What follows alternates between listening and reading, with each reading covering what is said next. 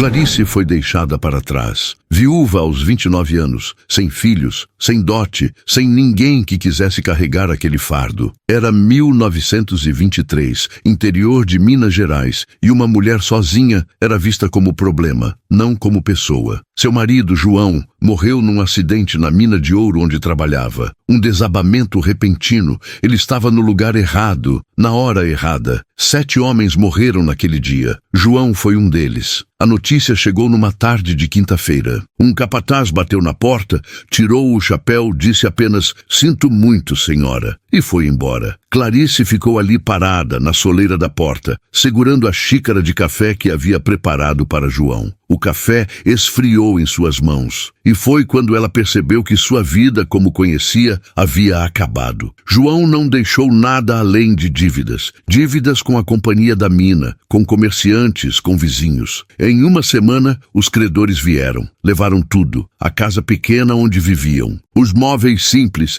que Clarice havia herdado da mãe. Até as galinhas do quintal foram levadas para pagar uma nota promissória esquecida numa gaveta. Clarice dormiu 3 noites na casa de uma vizinha, mas a caridade tem prazo de validade, principalmente quando a viúva ainda é jovem e tem olhos bonitos. Os maridos começaram a olhar demais. As esposas começaram a fechar as portas. A família de Clarice não quis saber dela. O pai havia morrido quando ela tinha 12 anos. A mãe, pouco tempo depois. Tinha um irmão que se mudou para São Paulo e cortou todos os laços com o interior. Quando Clarice mandou o telegrama pedindo ajuda, a resposta foi direta. Impossível receber, cada um cuida de si. E foi assim que ela ficou sabendo da propriedade. Um advogado magricela, de terno preto surrado e pasta de couro gasta, apareceu na pensão onde ela estava abrigada temporariamente. Trazia documentos amarelados, com carimbos antigos. João, antes de morrer, havia herdado uma pequena propriedade de um tio-avô que ele nunca conheceu. Era uma casa no meio do nada, encravada numa região isolada, a 2 dias de viagem da cidade mais próxima. O advogado foi direto. Ninguém queria aquele lugar. Estava abandonado há mais de 30 anos. A casa era velha, o terreno improdutivo e a localização era o pior de tudo. Isolada, cercada por mata fechada, longe de tudo e de todos. Por que ninguém quis? Clarice perguntou. O advogado ajustou os óculos. As pessoas que tentaram morar lá, bem, elas dizem que a casa é estranha, muito fria, mesmo no verão. Dizem que há algo errado naquele lugar. Mas é minha? Por direito, sim. Clarice não tinha escolha. Quando você não tem nada, até o impossível vira opção. Ela aceitou. Preparou uma trouxa com o pouco que lhe restava, 2 mudas de roupa, uma saia de trabalho remendada, uma blusa desbotada,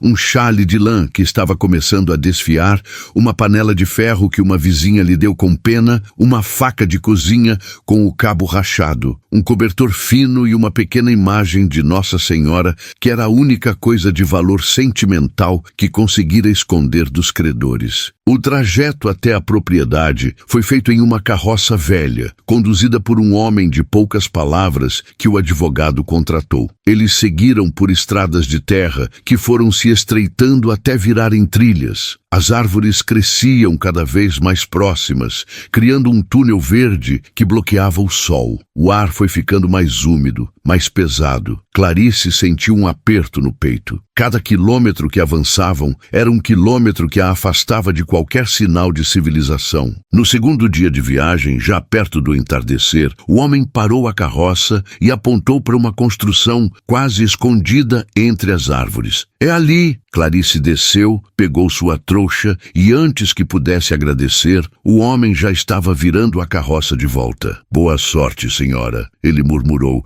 e chicoteou o cavalo. Queria sair dali rápido. Clarice ficou sozinha, completamente sozinha. O silêncio era diferente. Não era o silêncio tranquilo do campo. Era um silêncio pesado, como se a própria floresta estivesse esperando algo. Ela se virou para olhar sua nova casa. A construção era de pedra e madeira, erguida no estilo antigo. As paredes eram grossas, feitas de pedra irregular. As janelas eram pequenas, com vidros embaçados pelo tempo. O telhado de telhas vermelhas tinha algumas falhas, mas parecia estruturalmente sólido. O mato havia crescido ao redor, quase engolindo a varanda de madeira. Uma cerca velha de madeira apodrecida cercava o que um dia foi um jardim. Clarice subiu os 3 degraus da varanda com cuidado. A madeira rangeu, mas aguentou seu peso. Empurrou a porta. Não estava trancada. A porta se abriu com um gemido longo. Por dentro, a casa estava surpreendentemente preservada. Um cômodo principal servia de sala e cozinha. Havia uma mesa de madeira maciça no centro coberta de poeira, mas intacta. Algumas cadeiras, um fogão a lenha encostado na parede, prateleiras com potes velhos. No fundo, uma cortina rasgada separava um quarto pequeno, onde havia um estrado de madeira que um dia sustentou um colchão. Tudo estava coberto por uma camada grossa de poeira. Teias de aranha pendiam dos cantos. Havia um cheiro de mofo, de lugar fechado há muito tempo. Mas o que chamou a atenção de Clarice foi outra coisa. O frio. Lá fora, mesmo com o sol se pondo, o ar estava quente, abafado, típico de fim de verão em Minas Gerais. Mas dentro da casa, o ar estava gelado. Não era uma diferença sutil, era um frio penetrante, como se ela tivesse entrado numa caverna. Clarice esfregou os braços. Deve ser por causa das paredes de pedra, pensou. Pedra mantém o frio, mas algo naquilo não parecia certo. Parte 3. A primeira noite. Clarice trabalhou até o sol se pôr completamente. Varreu o chão de terra batida, limpou as teias de aranha, abriu as janelas para arejar, lavou a mesa e as cadeiras. Encontrou lenha seca num canto e acendeu o fogão, tanto para esquentar quanto para cozinhar o pouco que tinha. Ferveu água de um riacho que corria a uns 100 metros da casa. Comeu um pedaço de pão seco e bebeu o chá quente tentando se aquecer. Mas o frio não passava. Mesmo com o fogo aceso no fogão, a casa continuava gelada. O calor do fogo simplesmente não se espalhava.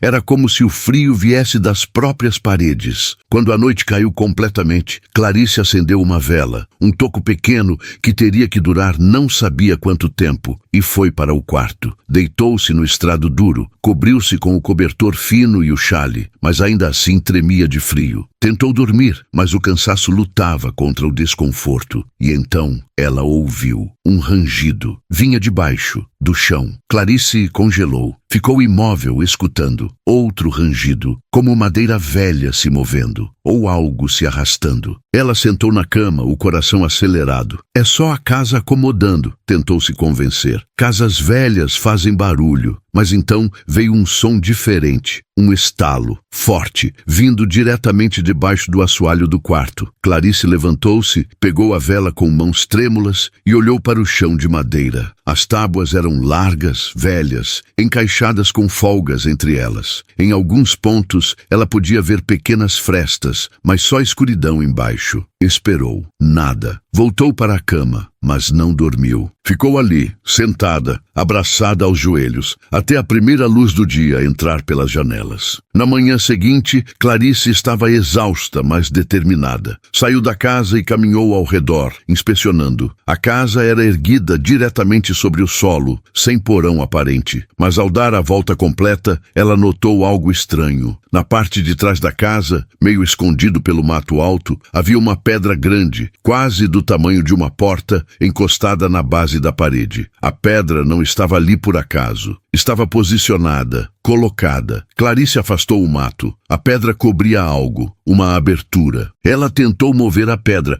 mas era pesada demais. Procurou uma ferramenta, encontrou uma vara de ferro enferrujada no que restava de um celeiro e usou como alavanca. Depois de muito esforço, a pedra se moveu. Revelou uma entrada baixa, escura, que levava para debaixo da casa. Clarice sentiu um frio na espinha. Não era apenas temperatura, era medo, mas ela precisava saber. Voltou para dentro, pegou a vela, uma corda que encontrou e retornou à entrada. Amarrou a corda numa árvore próxima, por segurança, e se abaixou entrando na abertura. O túnel era baixo. Ela precisou rastejar. O chão era de terra batida, fria e úmida. As paredes eram de pedra irregular, como se tivessem sido cavadas à mão. A luz da vela dançava nas paredes, criando sombras distorcidas. Clarice avançou devagar, o coração batendo forte. O túnel seguia em frente, depois fazia uma curva, e então ele se abriu, numa câmara. Clarice se levantou, ergueu a vela e seu coração quase parou. A câmara era do tamanho de um cômodo pequeno. As paredes eram de pedra nua e havia coisas ali, muitas coisas, ferramentas velhas, uma enxada quebrada, um pilão de madeira, potes de barro, pedaços de tecido apodrecido e na parede do fundo desenhos feitos com algo escuro, carvão talvez ou fuligem. Eram simples, mas intencionais, figuras humanas, mãos, um sol, uma cruz e palavras, escritas com caligrafia trêmula e regular. Aqui vivemos livres, que Deus nos proteja. Clarice se aproximou, a mão trêmula segurando a vela. Abaixo das palavras havia nomes, muitos nomes, escritos um embaixo do outro. Ana, José, Maria, Pedro, João, Rosa, Benedita, dezenas de nomes. E então Clarice entendeu. Aquilo não era um porão, era um quilombo, um refúgio subterrâneo, um lugar onde pessoas escravizadas se escondiam,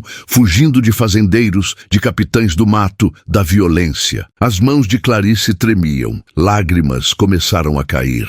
Ela estava pisando em solo sagrado, em um lugar onde pessoas haviam arriscado tudo pela liberdade. E então ela viu, num canto, uma caixa de madeira pequena, surpreendentemente preservada. Clarice a pegou com cuidado, abriu. Dentro, envoltas em tecido, havia cartas, várias cartas. O papel estava amarelado, frágil, mas legível. Ela pegou uma, levou perto da vela e começou a ler. Meu nome é Ana, tenho 23 anos. Fugi da fazenda São João há 2 meses. Aqui, neste lugar escondido, encontrei outros como eu. Pessoas que só queriam ser livres. Construímos este refúgio com nossas próprias mãos. Cavamos a terra, trouxemos pedras, criamos um lar debaixo da terra, onde ninguém pode nos encontrar. Sei que talvez não sobrevivamos, sei que talvez nunca sejamos verdadeiramente livres, mas aqui, nestes dias escondidos, somos mais livres do que jamais fomos. Se alguém encontrar isso, saiba, nós existimos, nós lutamos, nós amamos, nós vivemos. A carta estava assinada, Ana Maria da Silva, 1828. Clarice sentou-se no chão frio da câmara, as lágrimas escorrendo livremente agora. 1828, quase 100 anos atrás. Ela leu carta após carta, histórias de fuga, histórias de medo, histórias de esperança. E então, na última carta, ela viu algo que a fez parar de respirar. Hoje nasceu uma menina. A chamamos de Clarice, que significa brilhante, porque ela é nossa luz neste lugar escuro, que ela cresça livre. O nome estava ali, Clarice. As mãos dela tremiam tanto que quase deixou a carta cair. Ela olhou novamente para os nomes na parede. Ana, Maria. E mais embaixo, quase apagado, Clarice. Será que Clarice não sabia ao certo? Não tinha como provar, mas algo dentro dela, algo profundo, sabia a verdade. Aquela Ana,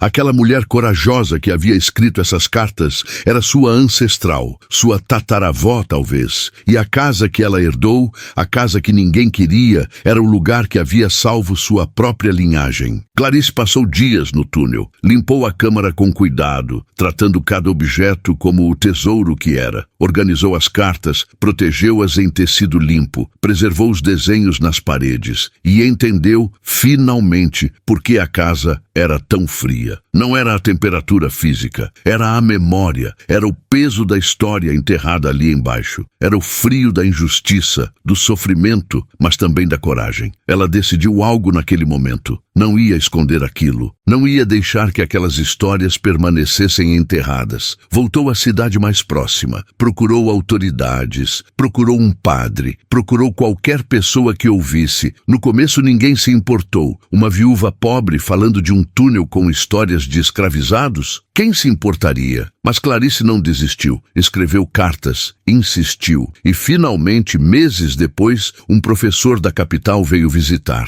Quando ele viu o quilombo subterrâneo, quando leu as cartas, seus olhos se encheram de lágrimas. Isso é histórico. Isso precisa ser preservado. E foi. A propriedade foi tombada. As cartas foram cuidadosamente preservadas por historiadores. A história de Ana e dos outros foi contada, ensinada, lembrada. E Clarice, a viúva que não tinha nada, descobriu que tinha tudo. Tinha raízes, tinha história, tinha um propósito. Ela nunca saiu daquela casa. Transformou-a num pequeno museu, onde contava a história de Ana e das pessoas corajosas que viveram ali. Recebia visitantes, especialmente crianças das escolas próximas, e dizia sempre a mesma coisa: vocês precisam saber de onde vieram. Precisam saber das pessoas que lutaram para que vocês pudessem estar aqui. E à noite, quando ficava sozinha, Clarice às vezes descia até a câmara, acendia uma vela e sussurrava: obrigada, Ana. Obrigada por não desistir. Obrigada por me dar a chance de contar sua história. E a casa finalmente não era mais fria. Clarice e Ana, separadas por quase 100 anos, unidas por uma coragem que atravessou gerações. Uma lutou pela liberdade, a outra lutou para que essa liberdade nunca fosse esquecida. E às vezes, os lugares mais frios, mais abandonados, são os lugares onde as histórias mais quentes, mais humanas, estão esperando para serem contadas. Se essa história te emocionou, deixa seu like e se inscreve no canal. E me conta nos comentários, você já descobriu algo sobre suas raízes que mudou a forma como você se vê?